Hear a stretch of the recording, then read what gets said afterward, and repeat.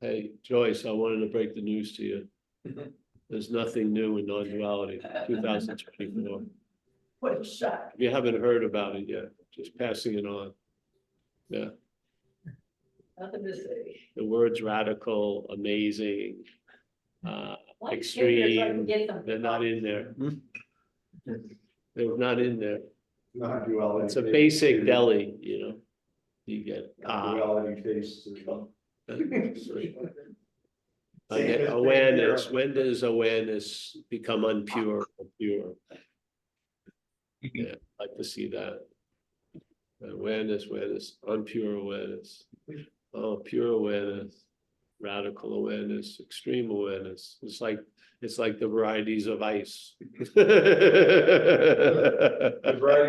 They all melt back to the water. No matter how much you study the varieties of ice, that basically have one basic inherent condition: water. Yes, water. So nice to see you. We'll start now, Mike. Eh? Okay. Okay, it's a wonderful day. We just had a big storm and now it's all cleared out. Yes. Are you cold? Yes, you seem to be. You cold? I have something you can wear. I'll get a jacket and I'll get a few minutes. I'll get a jacket. Yeah, put that on, then we also, Hey, Paul, yeah, I'm going to mute all and let Steve know that at the bottom of the participants box is a mute all. And I'm going to, when you're, I don't know if you see it as co-host, but I'm going to hit mute all now and then unmute yourself again. all right. Go ahead. Yeah, I can only see the top of your head, Mike. Oh, It's okay. Yes. Yeah, now I see it. All right, well, welcome, everyone. If anybody's new here, could you just raise your hand? Your virtual hand, or someone left? Oh, she needs. somebody's waving, iPad's waving their hand. iPad.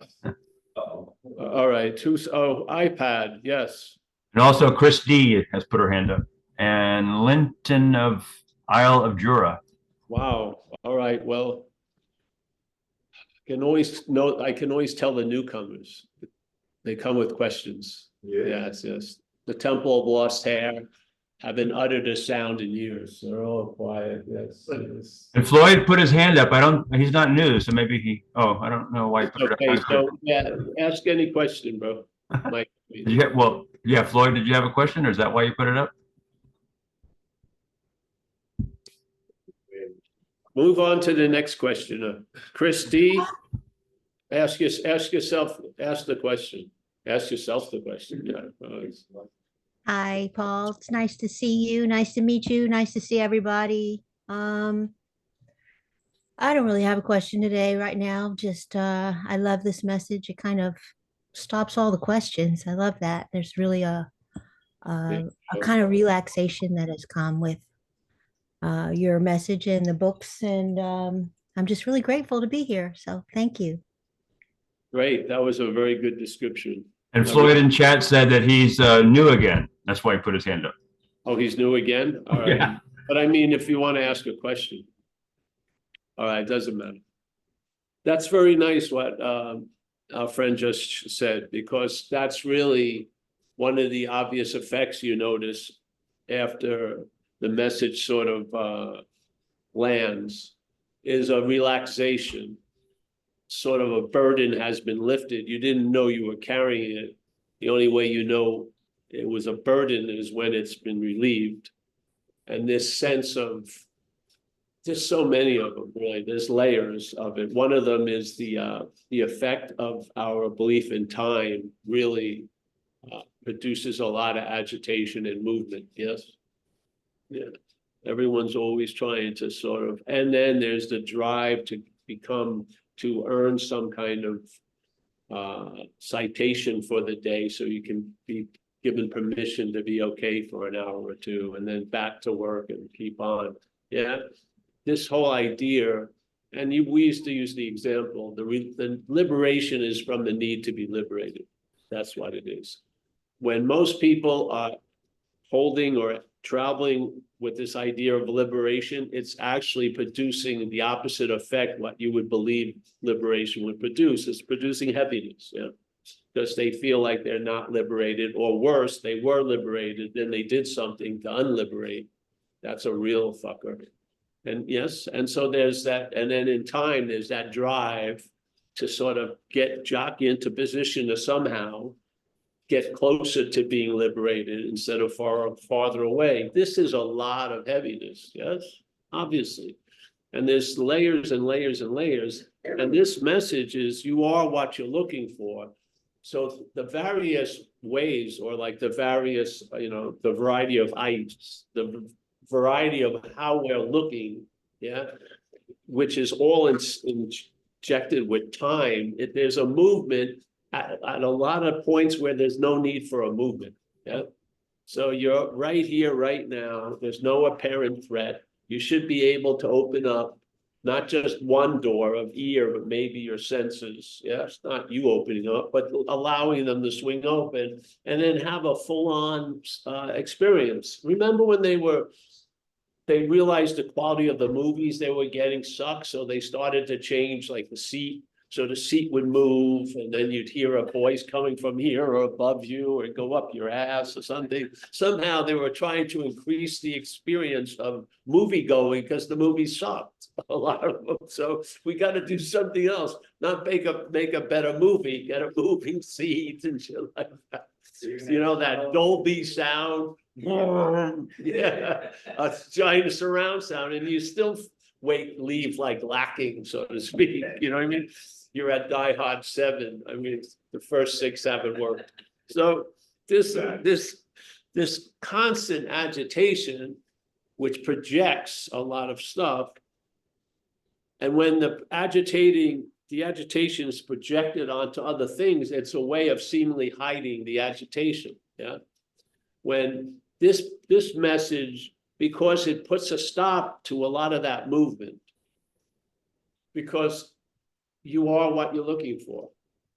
I mean, if there was stop signs in life, there probably, if you looked like the underlying company that made those stop signs, it would be non-duality, really, because non-duality brings a lot of shit to a pause.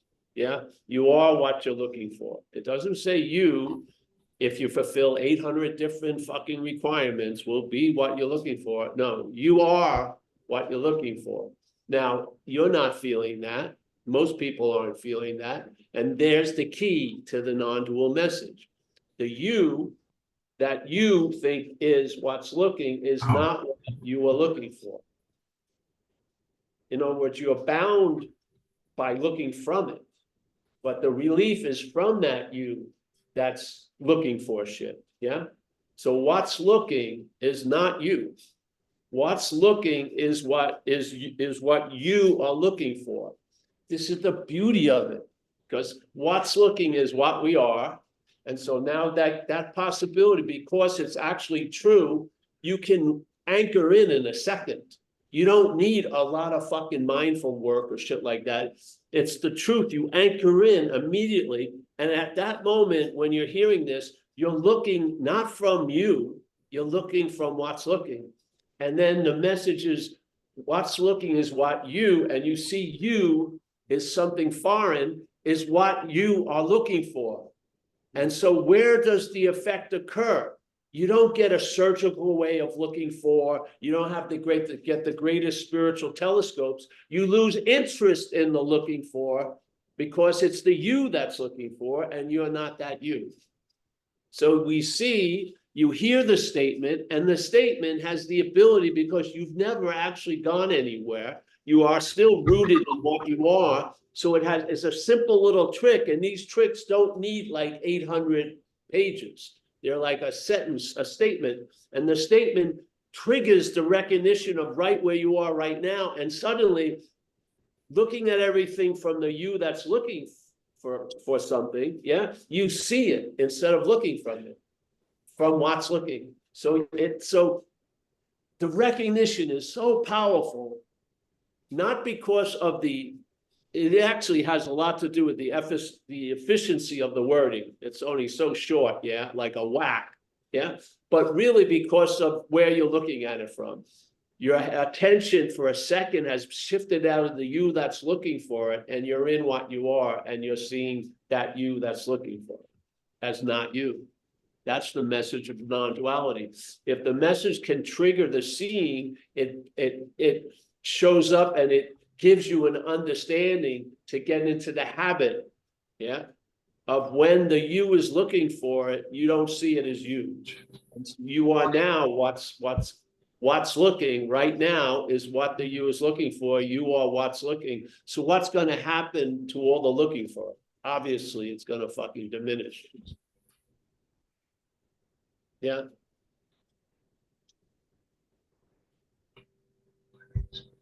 The only way that lion whacked to the lion that thought it was a sheep, that lion whack, just like every other whack that actually works, is very, very fast because it is a fact already. No matter how long the lion was taking itself to be the sheep, it never became the sheep.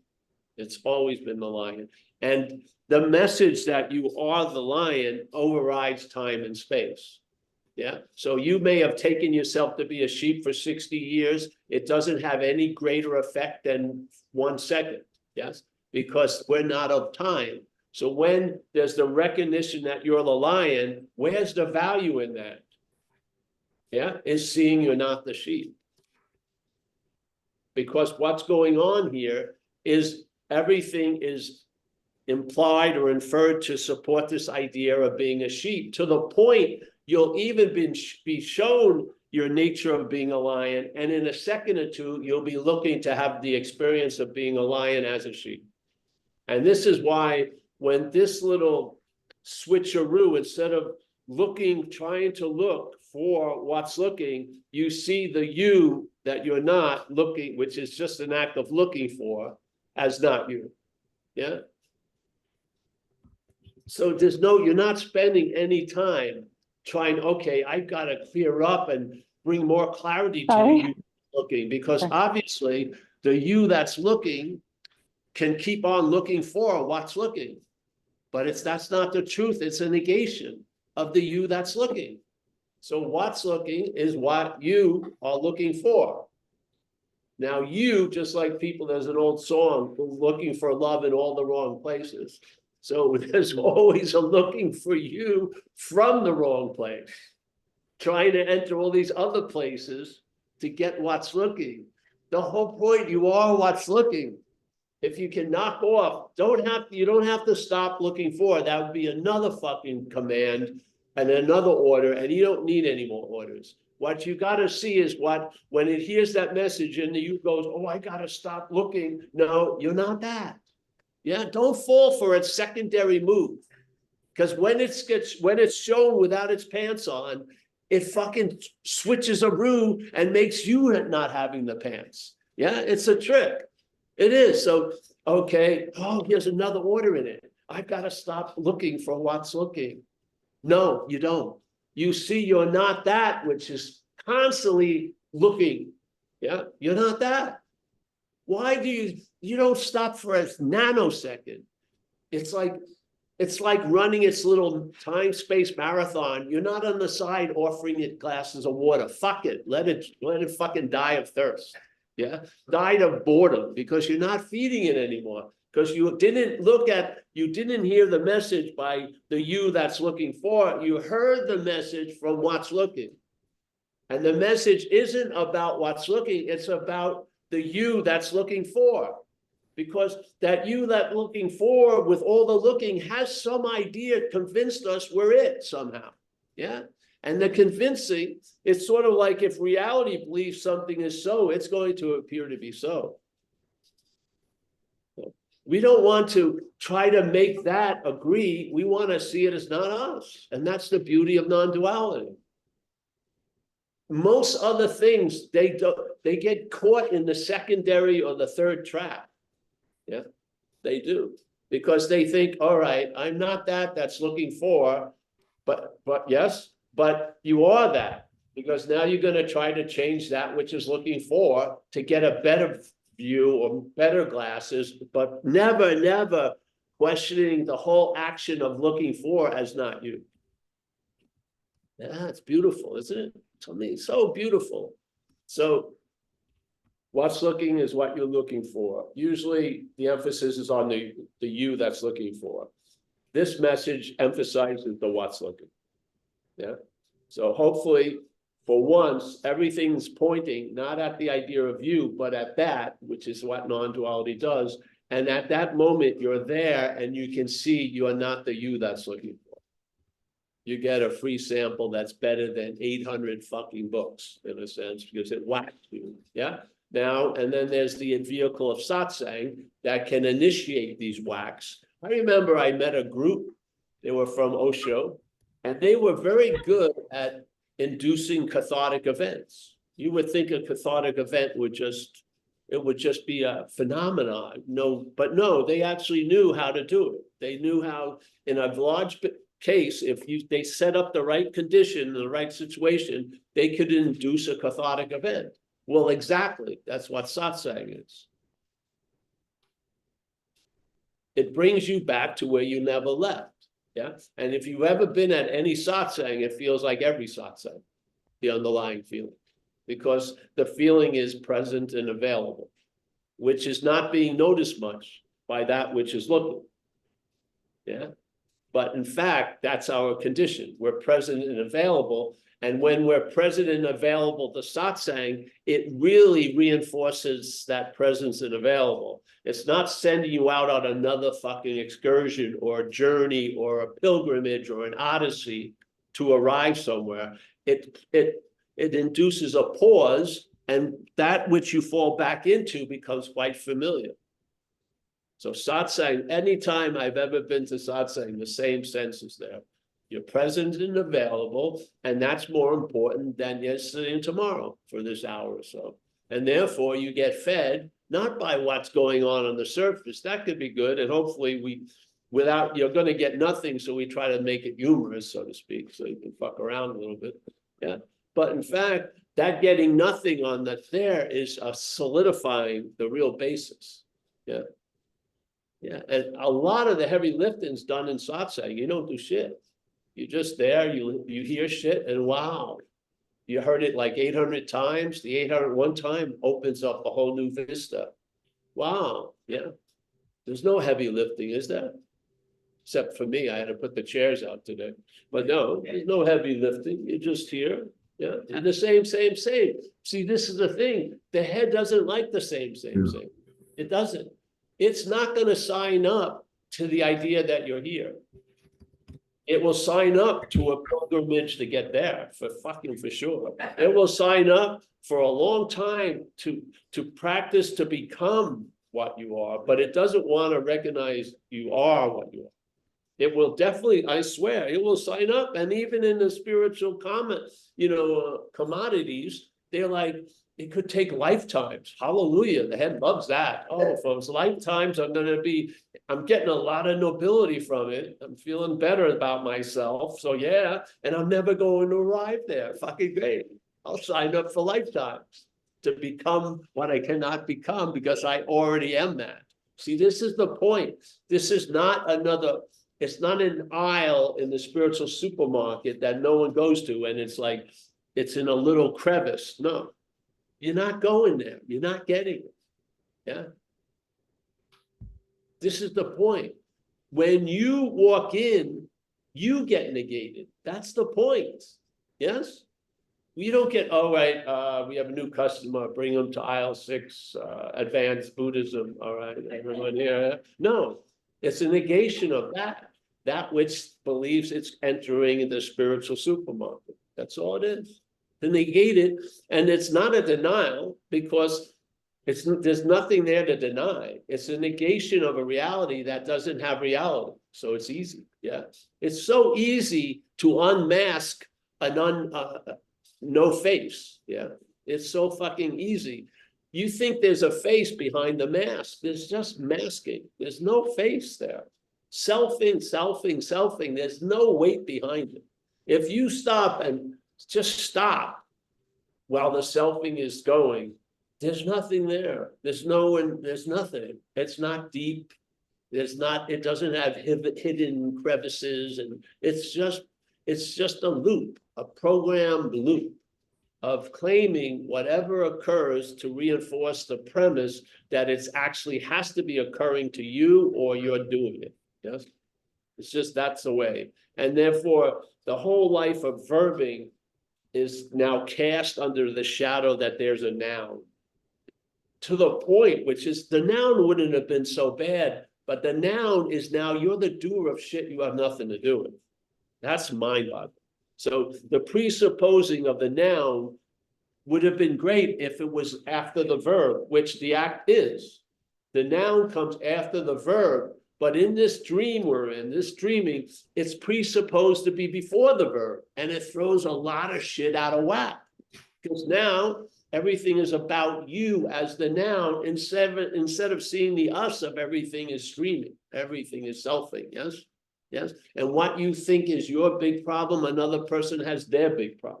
And it's all it's all an outer proportion, living in the hallway of mirrors, at the fun house, and seeing you're getting distorted just by the magnification of an insane head. Yeah. And you can't break the bondage because you believe you're what it's implying.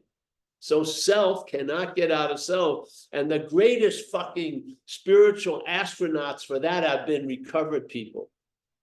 People who are trying to come out of the depths of alcoholism and addiction. And they came and gave us one of the greatest statements. Hey, we found out because we've tried super fucking hard, self can't get out of self. Hallelujah. So where is the only possibility is you're not in it. If self can't get out of it, and all you're ever entertained and introduced to by the head is getting out of things, never hearing the possibility, never, ever even getting close to entertaining the possibility, I may not be in it. It's no, the in is just fucking guaranteed, and now out. Yeah, radical, amazing, super radical, extreme, anything, because the rope hasn't worked. So let's get an extreme rope or amazing rope. It's still going nowhere. Yeah, yes. So there's a simple message. Seeker is the sword, once again. Seeker and the sword. This sounds like a little kid's thing. The seeker and the sword. Billy, as the seeker, sought his friend Ted's fire truck. Billy hit Ted over the head and took his fire truck, whatever, you know what I mean? It's just the seeker and the sought. How many things have you sought? And how many things, all the sorting, all the seeking, and all of all the sought, there's been one constant in it all with the one seeker. Yes or no? Obviously. Sought, I changed the sought. Once it's Buddhism, once it's Catholicism, once free sex, once protected sex, tons of things, but nothing, the real change that's necessary never gets initiated.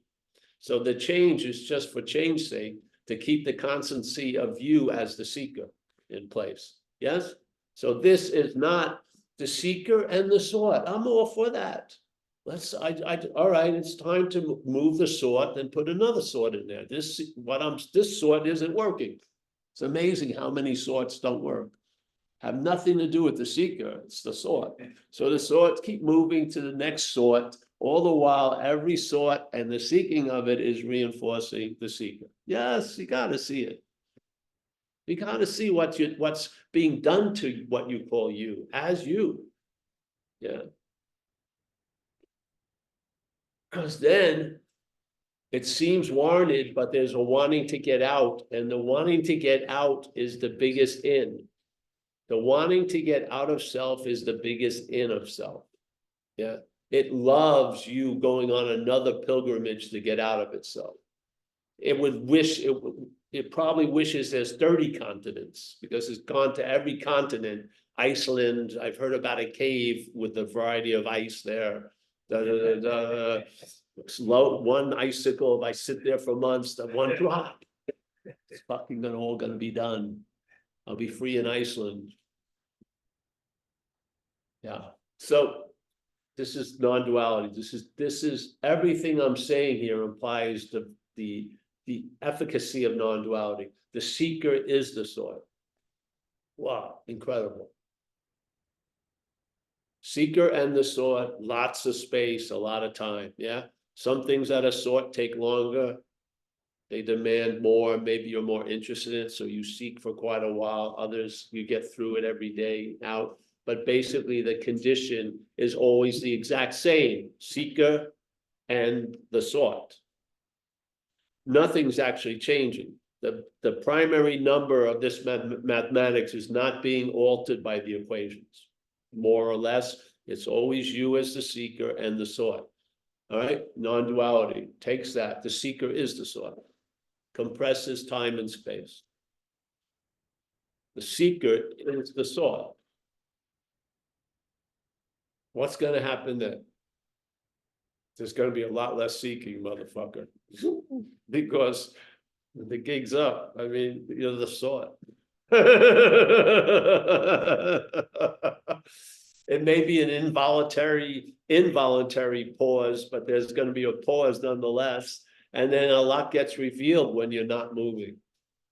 Much more so than when you're moving, looking for revelation. When you're not looking, is the most is revealed. Yes. When there's a stopping, and I mean stopping, not stopping like my dog stops a lot of shit, but she's looking on the table, the food. She's like, oh, does a little quick survey, and then she moves it. Then it's obvious she wants something. Yeah, it does. Her stop has nothing to do with stopping. It's a plan. It's a strategy. I mean, stop. Yeah. What's going to induce stopping? Another sought that reinforces the seeker? That's not going to induce stopping. A culmination of all the failure may. It has value no matter what happens. The value of failure is there in the seeker and the sought, if you have the eyes to see it. Yeah, most people don't. They just get frustrated and they change the sought. They do, or they add like legs to the snake or the lipstick to the pig. It's still a pig and it's still a snake, and you're playing that role. The snake and the pig. So seeker and the sought, seeker is the sought. Where's the time to go there? Where's the time to leave? Seeker is the sought. There you go. Now, the beautiful thing is when you get caught in that trap and then there's wiggling and trying to get out of it, having the understanding that that which is trying to get out of it is not you. And then you'll find great repose in that trap. Sounds weird, but it's true. When the head gets trapped and it's trying to get out, you come to peace because you're not the head. How are you ever going to find out if you keep looking to find food for the head all day? Yeah. So the trap is, yeah, bring your seeker in and let's go over the sought. Like we used to do the talks in AA, and then it turned into this. And people would come in with the pen and paper and then realize there's nothing fucking to write about. Well, there is. So, all right, everyone, I want you to write all the sorts that you've sought for. Fuck that. There's the example. Seeker, you get it. Seeker, sought. One seeker, lots of seeking, lots of sorts. You've gone through the gamut of changing the sorts. Has it worked? Yeah. You've now sworn off seeking, which is another form of seeking. But have you ever questioned the seeker? Yeah. And I don't even say the self-inquiry, just in the pause, there may not be a need to question shit. It's going to be so obvious. You know, you don't have to ask, who am I? You know, it's not you. Just do. You just get it. It's pretty good. And then what happens? I don't know. Find out. Yeah. Maybe your days will go better and then they'll turn into weeks and months and years. And you'll travel a lot of lighter life. Yeah. And then really, while you're seemingly here, why not? That's, to me, is the most great, it's the greatest gift. Because this gift isn't about awareness, you are that. It's about the conditions that we're unaware of, becoming free from that. Yeah. Because there's a lot of awareness that is in a state of not knowing. around us. Like we have a statement a lot in recovery, without knowing it, all this shit happens, yeah? So it's important to bring about a knowledge, not self-knowledge, but knowledge of self. Yeah, and the knowledge of self is it's not you. That's really all you need, yeah? Because all the knowledge will keep reinforcing that fact. It's not you, it's not you, it's not you, it's not you. Yeah, hallelujah. The interest will migrate and will probably start enriching your day instead of enslaving it. Under the head's tutelage, the head is using it to make you a citizen or a denizen of what's not happening, basically. Yeah, it is. You're living in yesterday and tomorrow, and you're calling it today. That's insane. Yeah. So this is about a simple recognition, just like these statements are just beautiful. You know, Huang Po, one of the cleanest scalpel jobs on a giant mental forest, which is whatever can be perceived cannot be that which is perceiving. Yes, fantastic, incredible. So if you had any ideas that something's going off, this should neuter the whole thing, because I see you, this body, and you see this body, and this body and that body is not what's seeing the body. So whatever can be perceived, which is a body, cannot be that which is perceiving. Now go into your head and listen to 5 minutes of your head. Your head is completely based on the opposite. It's fact, it's truth, which is not true, is that what can be perceived is what's perceived. So Paul, as a body, is that which is conscious. That's not true. It isn't, yeah. But it runs that on and on and on and on and on. Yeah, and then there's a weird cherishing of this, just like, you know, what happens when someone gets kidnapped and then they fall in love with the kidnapper. There's this weird shit happens in the head. Well, this is another one of them.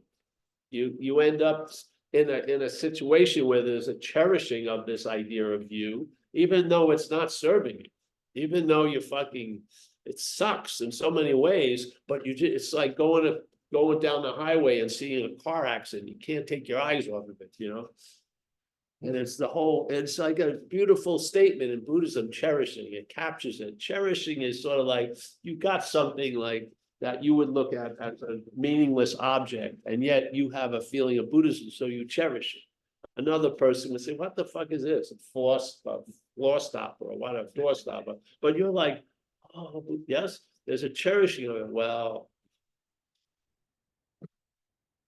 how are you going to break that cherishing of the head for this idea of self? To try your best, you're going to have to bring to a point where you're almost dead, with the hopes that maybe when you're just before you die, you'll have freedom from that. Or you can just see it's not you.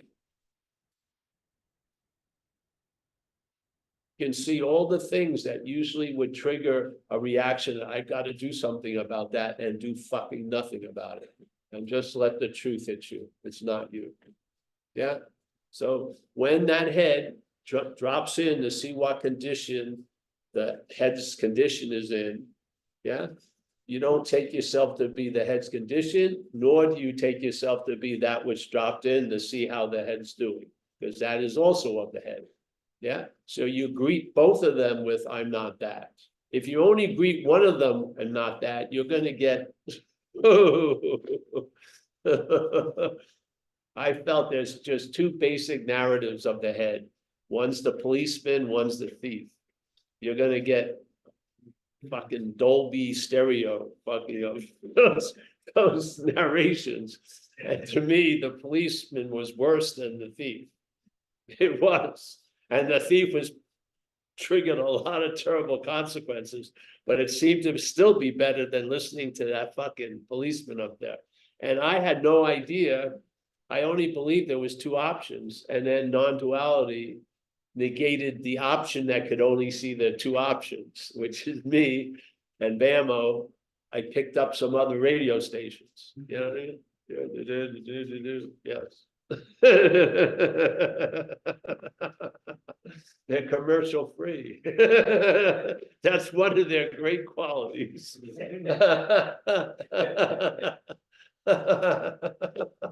Yeah, so. So, yeah, so seeker is the sort. What's looking is what you're looking for.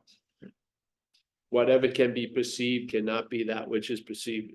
That's pretty good. You could go with those three things and it'll take you a long way. It will, or no way, actually, or no way. Yeah.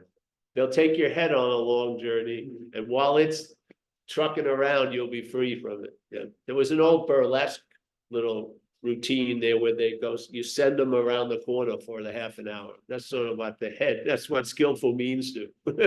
They send the head around the corner, service sends a head around the corner with the hopes that it forgets where you are. Or when it comes back, you don't see it as you. I hope not. I hope with this understanding, you can greet it with the right salutation. It's not you. Yeah. It sounds funny, but it's a huge distinction. If you keep calling that which is driving you crazy, you're gonna be destined to be driven crazy. You just are. Because you're gonna work really hard to change that you, and that you can't get changed that much. It's programmed, it's limited. It's not AI. It's not growing in awareness. And if you haven't experienced this, my friend, in your life of recovery, self can't get out of self. And the last thing that will ever get that, and it will never get it, is self. Self does not get it. Self completely gets defeated, down in flames, brushes itself off, and it says, if I only could, I'll just have to manage better, it'll work out. It just never gets it. You'll die before it gets it. I'm serious. You're gonna die before it gets it. Yeah. And now, if you've been given the great gift to continue living with the opportunity of getting that self can't get out of self, hallelujah. Yeah. Because it's gonna save you a whole lot of fucking time and trouble. Yeah. And it's not about you found the most incredible way of getting out. It's that you're not in. The idea here literally is you're trying to get out of something that you're not in, and you're trying to get into something that you're not out of. So you're trying to get into an experience of your inherent condition, which is not available. You're being it. You're being it while all the experiences are happening and coming and going. You're being that which you want to experience. Yes?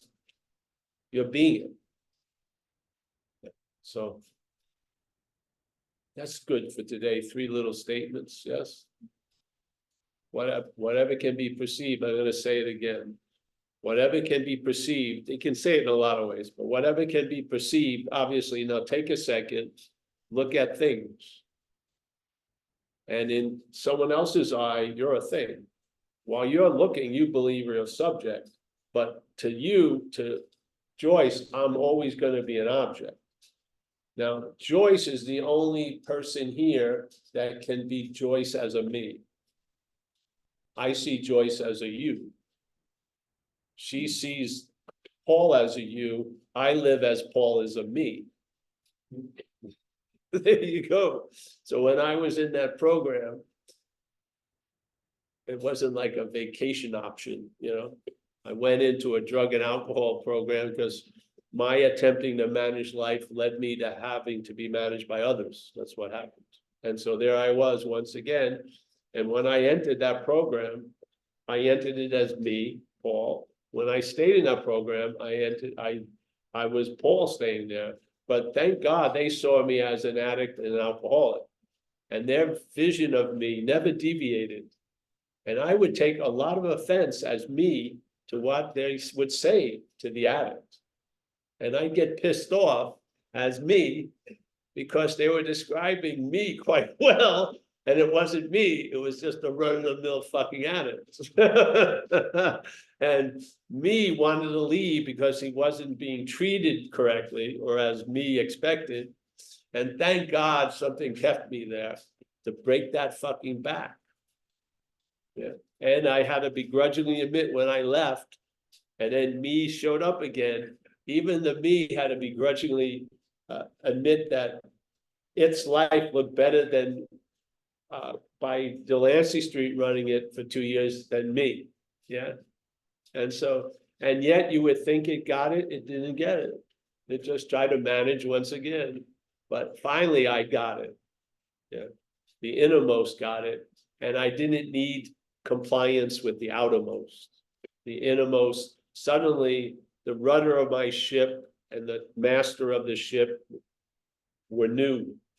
And I wasn't sailing into that sea of moroseness or fucking whatever anymore. Yeah. So, yeah. So you don't need much. Just sit there. You're already where you are. And hear this. Yeah. And then just go into the head, which, like it or not, you've probably come to listen to. There's a cherishing or a faith in there, and see, don't have to go through all the minutiae, just see its theme is fucked. Its theme is off. So there are certain things that if you see, just like we used to have that story about the spacemen come to Earth and they have a 10-year grant from their planet to study Americans and shit. And they're getting ready to, you know, in this large amount, 10 years, they land here. And then after about half an hour, they call back to their planet and we say, hey, we learned enough. What do you mean? You have 10 years to go over this. No, we learned enough. Well, what do you mean? Well, any society that would have profit over health of their citizenry is fucking insane. You know, how's it going to get better if I look down for the road? Let's hit the road. Don't you get it here? You're already a fucking, you're a very avid customer. You just need to wear another pair of glasses. You have all the evidence necessary to complete this little invitation. Every one of us, just hear it. There's a hearing of it. Yeah. And then you'll see how it's claimed, and then the hearer arises, and that's the hearing of it. Yeah, and the hearing of it, and you'll catch it until the hearing of it gets established instead of the false establishment of the hearer of it. Because the hearer isn't what's hearing. Hearing is what's hearing. Yeah. And let's just have the freaking horse in front of the cart. The cart is the seer, the horse is the seeing. The cart is not before the horse. The cart, the story of being the seer is garnered out of the claiming of the seeing. Seeing is the richness of life. And then it's taken out of that by the mental claiming, and you and I are given an interpretation, and there doesn't seem to be many options. It's just an interpretation, and this is it, basically. If you would have been able to shop, you would have probably picked a different interpretation. But basically, it's such a jealous little system, it doesn't brook any other possibility because it knows it sucks. So it has you completely neutered your possibility of being free from it or listening to anything else, because it's presented as you listening to you. If you heard the shit your head saying is you, and you heard it with my voice and on my name, you would never fucking follow it for a second. But you've been following it for 40 years.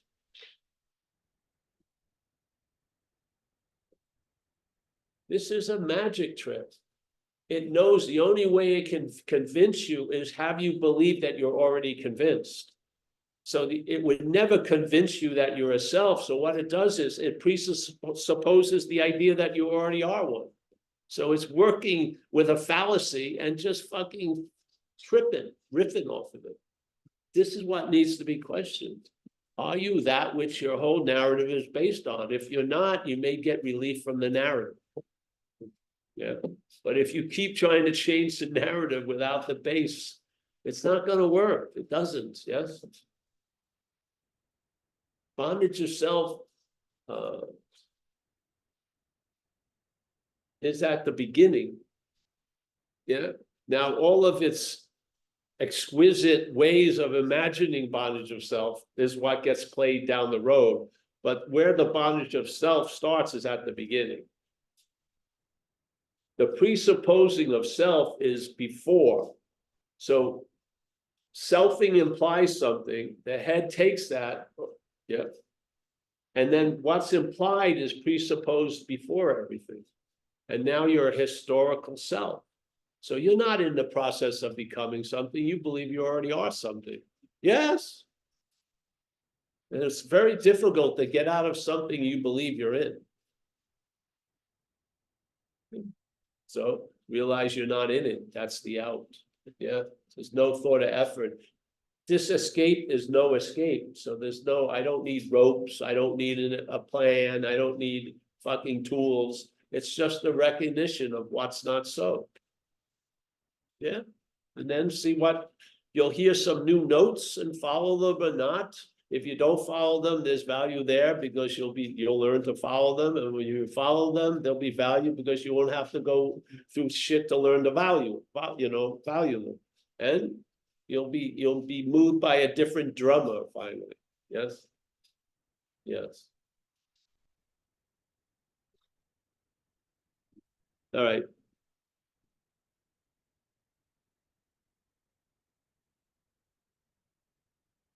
And if you're fucked externally now, and you've got the monkey is alive of addiction, you got to get your externals down. That's it. You just got to start. You've got to have God rails, G-O-D rails, to keep you on the road to happy destiny. You can't go off road.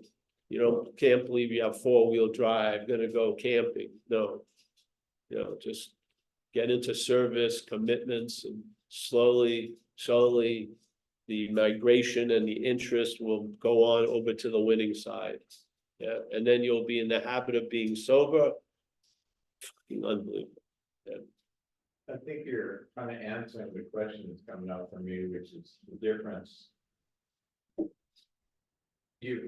Is there a recognition of what's different in a subconscious that really doesn't have any will, and you just find yourself in these situations that you're goners? And I think you're just answering that by what you just said.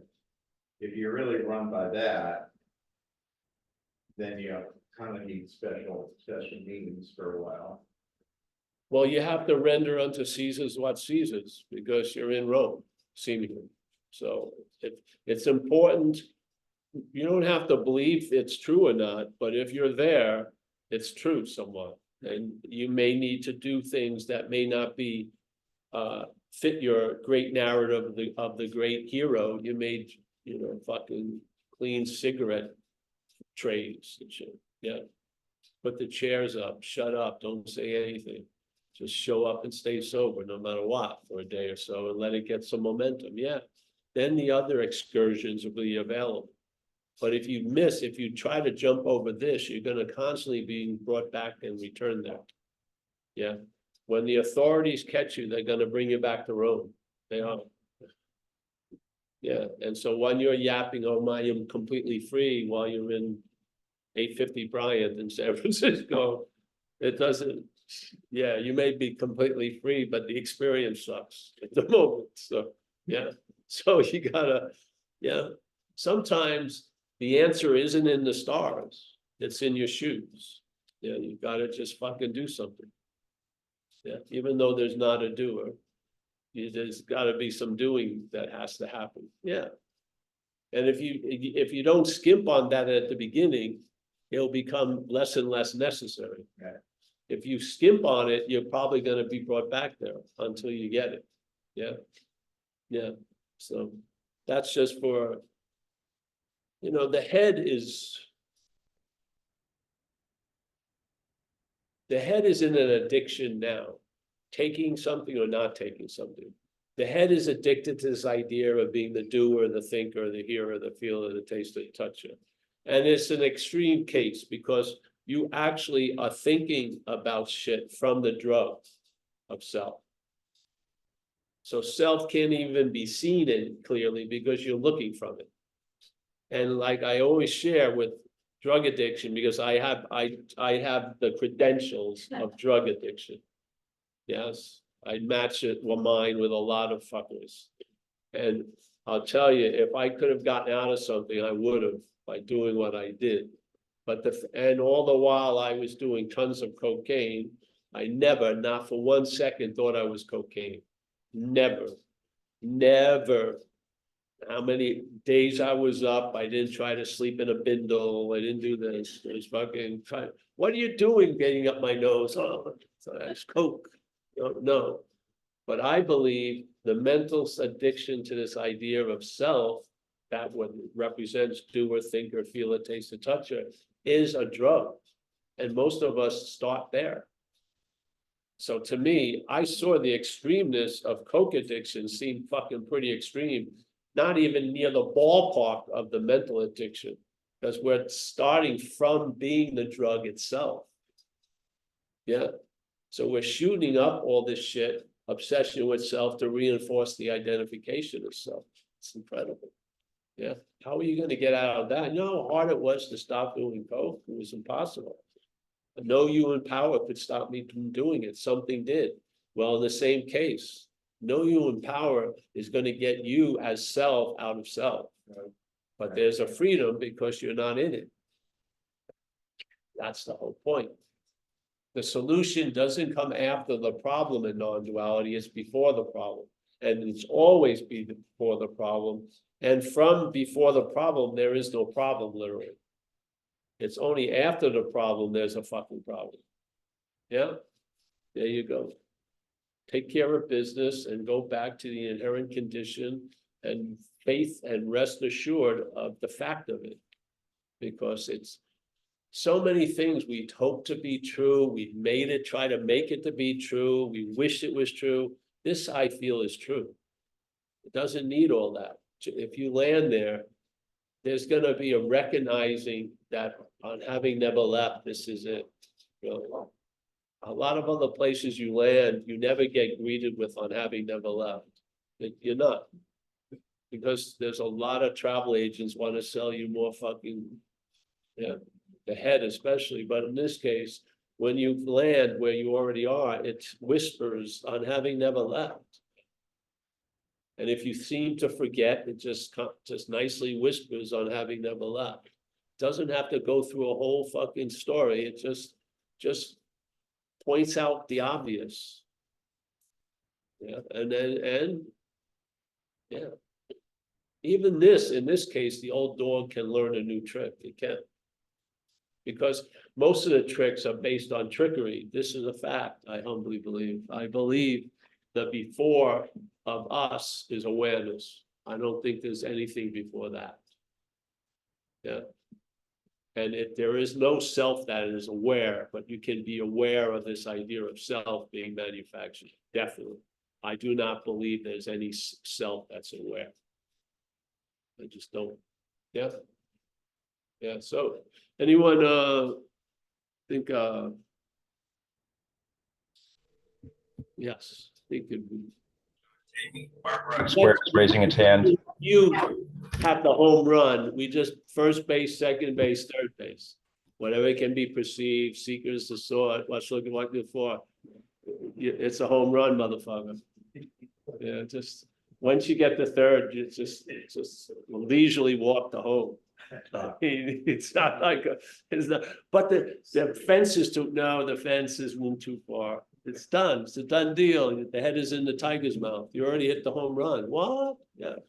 Hey, Paul, I just wanted to say that feeling of traveling lighter is is the best thing about this message, that you're not doing a lot of these things and the other person isn't doing the things you think they're doing. Yeah. It's not them. No. It's the real them. Do you really see in this world, let's say, there's a great thing called the Wheel of Life in Buddhism. You ever get a chance to see it? They have an entity called Yama, which is like the god of death. And it's holding a big circle, and it implies it's a wheel. And in the middle, the hub has three animals. Usually, I think it's a rooster, a pig, and a snake. And they represent, I think, hate or malice, envy, and greed, something like that. Three of them. And they blow the whole wheel of life. Yeah. So when you see people being greedy, it's a wind of greed blowing through them. Yes. Yes. There's no one who's greedy, but greedy comes through a lot of people, but not one of them's greedy. Yeah. Something comes through, something comes through. You see it, it makes no sense where someone is fucking killing people at a camp and then goes home and just adoringly plays with their kids. That's how different shit can come through. Yes? Yes. So this idea of giving everything a personal source, it's bullshit. You're taken over by stuff, just like you're taken over by addiction, you're taken over by anger, you're taken over by greed, you're taken over by envy, and then whatever mess they leave, you get to hold it. Yeah. Yeah. So in this thing, yeah, so nice. Just check it out if you see. Look up Wheel of Life, and then they'll have a beautiful illustration of it. And there's a beast, Yama, and in all of these things where they depict like demonic movements and shit, they always have Buddhas higher up, not doing shit. They're not like swatting the Yama or fucking throwing a javelin into its heart. They're just chill. They're in the Buddha abode, but because they're there, everything else, yes, yeah. But we only see, we're missing a huge aspect because the view we have, yeah, it's 5-alarm fire time. But then when you see the other aspect we're missing that overrides everything, then you realize, like that statement in the Course, your attack thoughts are attacking your invulnerability. So if you just saw Yama and the Wheel of Life, and Yama's huge, and there's all these little people running around, it's Yamaville, so to speak. But there's these two Buddhas, and they're small. The little Buddhas, you wouldn't even notice them in the corner, but they're the dominant fucking force. Yeah, so there you go. Hey, anyone have a question, or we're gonna close shop today? No? All right. I'm gonna say goodbye to Jamie, thank you, and Barbara. Before you go, Paul, Yeah, Steve, we managed to get him logged in to the website, so we're gonna stay afterwards to make sure he knows how to do it, and then you can communicate with him about the right. events. Steve, send me your info again. Yeah, right now, nothing's changing, I don't think, this week, so. Well, he's gonna do the events, so he'll update. That's what I mean, yeah, and I'll let him know when it's changed, and, yeah, just, if you could take a look, Steve, every once in a while, just see if sometimes they don't show up, or there's only one in the week, just to check the site every once in a while. Well, no, he's gonna do it. I'm not gonna do it anymore. I know, that's what I'm telling Steve. So he's not gonna check, he's actually gonna do it. And Mike will be the backup. I think what Paul's saying is just go on the website once a week just to make sure everything's okay. Yeah, Oh, yeah, no, but he's talking about how I would forget that 2 weeks have gone by, so there was no meeting showing. So if you're not forgetting that, there's nothing for you to check if Yes. you're doing it, it depends on how you do it. If you're like me, Yeah. every 2 weeks will go by and and Kathleen will still be a backup to check that you've done it. so who's Yeah, we'll backing figure it out. up You'll the be- backup? And Mike, you'll be my backup. It'll be online. I think Kathleen's a good backup. She's been a good backup for me. Well, everyone here, Mike and everyone have done so much service and everything like that, and I think we can enjoy the spirit of rotation, and some people have better memories than others because of whatever, concussions or other things. So, they should people should look at us with mercy, and then, Yeah, it's a service non-commitment. yeah, there you go. So, all right. Sherry, San Diego. Axel in Germany somewhere. Nice to see you. Eric P. He's not in Temecula, but nearby Temecula. Steve in San Diego. Thank you so much, Steve. Martin, Anytime, Paul. John K. As always, Ben, Chris H. Chris H. Nice to see you, bro. Yeah. A hair? No. iPhone. I don't know who that is in 10. Linton, Isle of Jura. Morale, nice to see you, honey. Terry in Camarillo, California. Lisa in Alabama.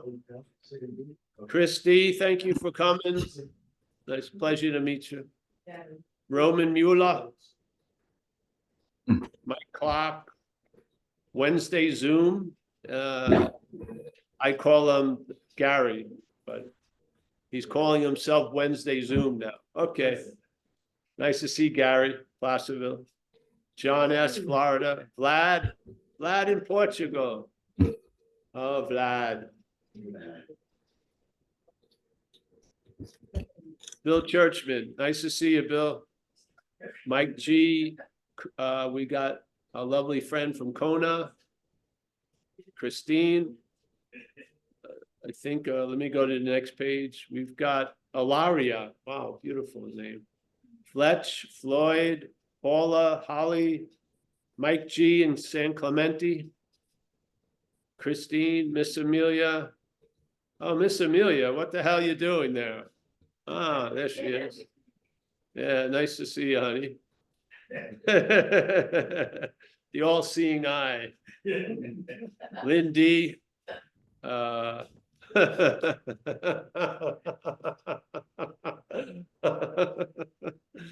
felt like that when I was a kid about my mother. She was watching me all the time.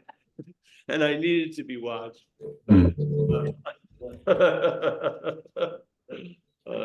Hey, it's such a pleasure to share satsang. You know, they used to have those things called fireside chats. This is what satsang is.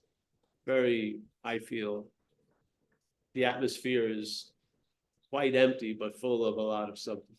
All right, thank you. See you, everyone. Bye-bye. Bye. Thank you, Paul. Thank you, Mark. Thank you. All right.